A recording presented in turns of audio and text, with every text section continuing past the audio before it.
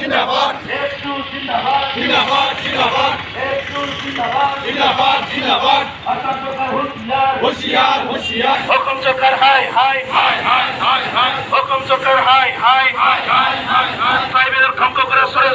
ছয়জন গোষ্ঠী গোষ্ঠীকরণ বন্ধ করো বন্ধ করো বন্ধ করো ছয়জন গোষ্ঠী গোষ্ঠীকরণ বন্ধ করো বন্ধ করো সংগ্রাম চলিছে চলিছে চলিবই অসম সরকার হুঁশিয়ার হুঁশিয়ার হুঁশিয়ার হিমন্ত বিশ্ব শর্মা ট্রাইবেলক হিংসা করে হিমন্ত বিশ্ব শর্মা ট্রাইবেলক ধ্বংস এসটিকরণ না মানো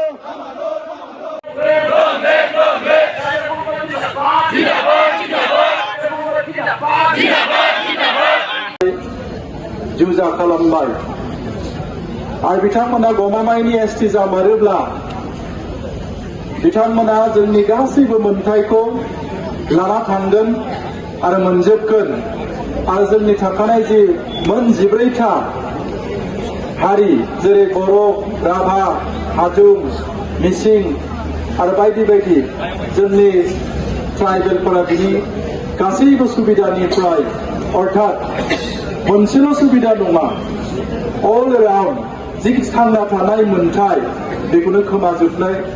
आसाम सरकारा नागिरदों दा बे हेंथायै जोंनि बर' हारिजों लोगोसे गासै ट्राइबेलनि दैदेनगिरिफोर माहारियारि आफादफोरा दिनै सजाग जाफैदों दिनै जों नुदों मैया आसाम सरकारनि केबिनेटआ बे मोनद' हारिखौ होनो थाखाय केबिनेट पास खालामनानै लाबाय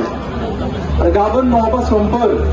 आसाम आयेन आफादाव बेखौ प्लेस खालामनानै आयेन मोनसे खालामनो थाखाय थांगासिनो दङ आरो बियो जोंनि थाखाय मोनसे दुर्भाग्यजनक जोंनि गेजेराव आसाम आयेन आफादाव गुबुन गुबुन ट्राइबेलनि एमएलए दङ आथिखालनि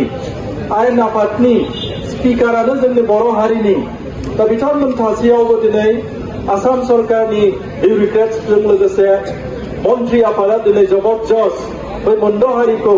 पलिटिकेल लाबालाबनि थाखाय गावसोरनि मासिखौ सानफ्रोमबो बाहाल दोननो थाखाय बिथांमोना बे मोनद' हारिखौ एसटि खालामनो नागिरदों माब्लाबाबो नुफेरै जाफेरै भारत संबिधानाव गैयै बै संबिधानाव गैयै खामानिखौ दिनै आसाम सरकारनि आयेन आफादा खालामनो थांगासिनो दङ दा दिनै मैया जों नुदों ओंखारनायखौ जे एसटि भेलि होननानै बिबुं होदों बेयाव भारत सरकारनि संबिधानाव माब्लाबाबो एसटिआ भेलि जाया बबेबा हायेन जाया बबेबा हाजो जाया नङा होमबा नटआव जोंनि आसामाव एसटि हिल्स आरो एसटि टि दङ नाथाय भारत सरकारनियाव एसटिआनोखा आरो बेखौ भेलि हिसाबै सोसननो हानाय भारत सरकारा दासिम जेबो राहा गैया नाथाय आसामाव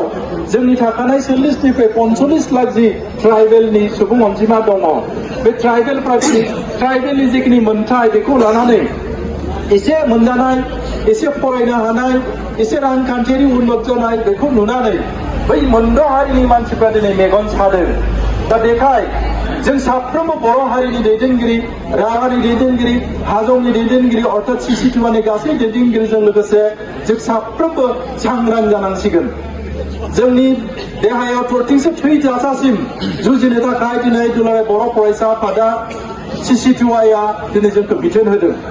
मानो होनबा गाबोन गमामायैनो आसामनि आयेन आफादाव बियो आयेन हिसाबै फैमारोब्ला जोंनि school college university medical college engineering college गासैयावबो जोंनि फरायनो हानाय जि मोनथायमोन बे मोनथायखौ बिथांमोना लाजोबगोन मानो होनबा थांनाय 1996 मायथाइयाव राजबंशीखौ एसटि मर्यादा होदोंमोन बेयाव 6 मासनि थाखाय होनायावनो आसामनि मेडिकेल कलेज आसामनि आयुर्वेदिक कलेज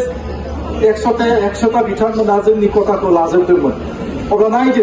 आरो बिथांमोनखौ पार्मानेन्ट जुदि एसटि सोसनोब्ला जोंनि राभा जोंनि हाजं जोंनि बर' फिसाफोर जोंनि मिसिं जोंनि टिवा जोंनि गार' बे माहारिफ्रा बोरै थावरिना थागोन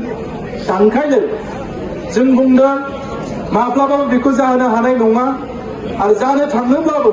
बेखौ थैजासिम जों प्रतिबाद खालामनांगोन अब्लाना जोङो भारत सरकारनियाव जोङो मोनथिहोनानै बेखौ आरोबाव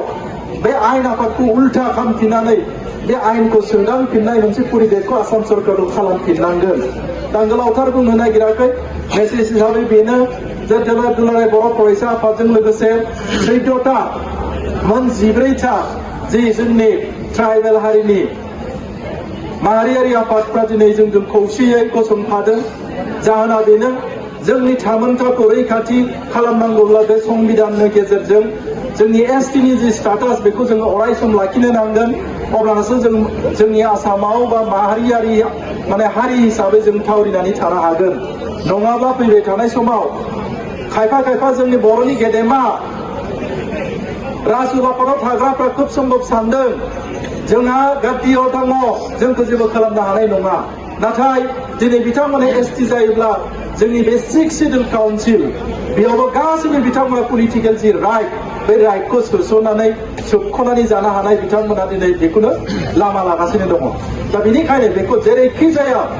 जों दिनै सिसिटुआया होबथानो नागिरदों दुलाराय बर' फरायसाया होबथादों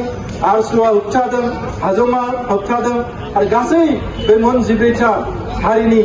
सुबुंफ्रा दिनै प्रतिबाद खालामदों दा आं दिनै गोलाव बुंनो नागिराखै जों बयबो मिथिखागौ सरकारनियाव बे मोनसे गिदिरथार मेसेज मोनहैनांगौ जोंनि आखायाव दिनै बन्जारा फैफिनबाय आरो बेनि गेजेरजों जोंनि थावरिना थानो हानाय जोंनि गसंना थानो हानाय जि मोन्थाय बेखौ जों लाबोफिनथारनांगोन रायजोफोर आं बेखौ गोलाव बुङालासिनो दिनै बेयाव बाहागो लानाय साफ्रोमबो दैदेनगिरि नोंथांमोनखौ आं साबायखर होबाय दुलाराय बर' फरायसा आफादनिफ्राय आरसुनिफ्राय आजमनिफ्राय जिखिनि बिथांमोना बाहागो लाफैबाय फैबाय थानाय समाव बिथांमोनाबो आरोबाव खौसेयै जोंजों नांफालांगोन बेखौ जों दुलाराय बर' फरायसा आफादनिफ्राय आसा फारिबाय जोबथारनायाव बयखौबो खौसे गारांजों मोनसे स्ल'गान होनानै आंनि बुंनायखौ फोजोबनो सानबाय जय बर' हारिनि जय बर' हारिनि जय राभा हारिनि जय राभा हारिनि